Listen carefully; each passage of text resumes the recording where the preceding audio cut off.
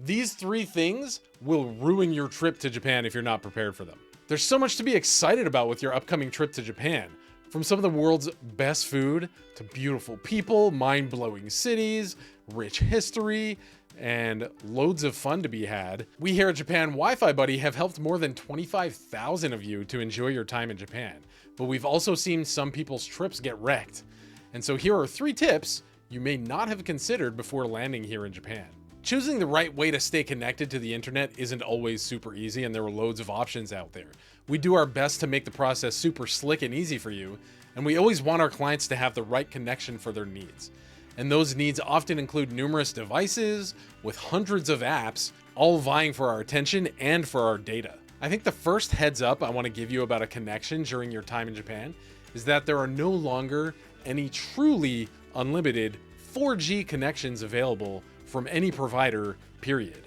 These plans were ubiquitous in the past, but as the country transitioned to work from home during the pandemic, the cell companies were overwhelmed and basically had to cut all of those unlimited plans off or restrict their data allowances. Now you're probably thinking, dude, I see unlimited data plans for sale on all of your competitors' websites, but you need to be aware that though the data is unlimited and it's not gonna run out or cut you off or things like that, the high speed portion of that data is not. Every single plan has a limit to how much high-speed data they give you. Here's an example of what's really happening behind the scenes. As shown on our current website, our most popular eSIM plan offers 3 gigabytes of high-speed data per day, then it slows you down if you exceed that. It refreshes at midnight, but if you just never go over that 3, then you'll be at full speed the whole time. Most of our competitors offer literally this exact same plan, but will advertise it as their premium unlimited package. And in some competitors' cases, their premium package is actually only 2 gigabytes per day, so keep an eye out for that. When shopping around with the different competition, besides asking their customer service or digging into the fine print, you can also take a look at the 1 or 2 star reviews regarding their different offerings, and you'll often see a lot of negative reviews saying, they told me it was unlimited data, but the fast data ran out really quickly. And so what happens when you use up all of that allowance? You get throttled or slowed down to 3G speeds, which can oftentimes be super duper rough, especially if you're sharing a connection between your group. Loading a map on 4G can usually be done in like a second or 2, but sometimes, especially when there's really high network traffic on 3G, it can take like a minute or 2. And that can grind your gears, and that'll throw a wrench in the smoothness of your trip, especially if you're trying to video chat with somebody or get something important done. So point number 1 is to just be aware that there are no more truly unlimited 4G plans available in Japan anymore. We do offer, as far as I know, the most generous data plans available for heavy users, especially in our eSIM and SIM card plans. Warning number 2.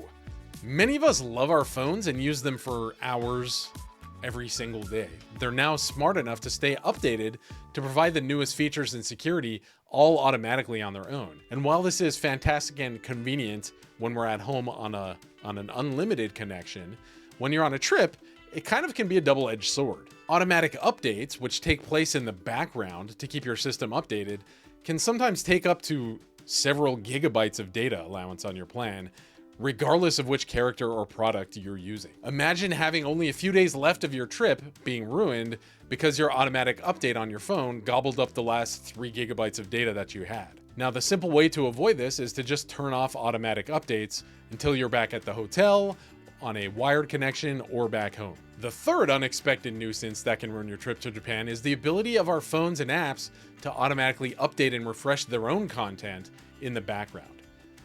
In order to provide the most addicting and captivating experiences, many apps, especially social media apps like TikTok, Instagram, Facebook, and Twitter, those kinds of apps are constantly updating in the background, even when your phone is in your pocket, so that they're ready for you to open up the app at any time and they can present you with the newest content immediately without forcing you to wait a few seconds for it to download and update. So even though you might have had your phone in your pocket for the entire day, marveling at the beautiful ancient gardens of Kyoto, your phone and your apps still used up loads of data to almost no benefit to you. This background activity can sometimes be the culprit for experiencing a slow connection as well, because the download stream is basically being split between all these apps that are constantly uploading and downloading. You can prevent this by going into your settings and simply blocking apps from updating in the background. Most apps will automatically have this enabled by default, so keep an eye out for this, lest you have your valuable data stolen out from under your nose. Now, if you're wondering what the right plan for your needs is, click up here. If you have no idea what a gigabyte is or how much data you think you might need, watch this video down here. Looking forward to serving you during your time in Japan.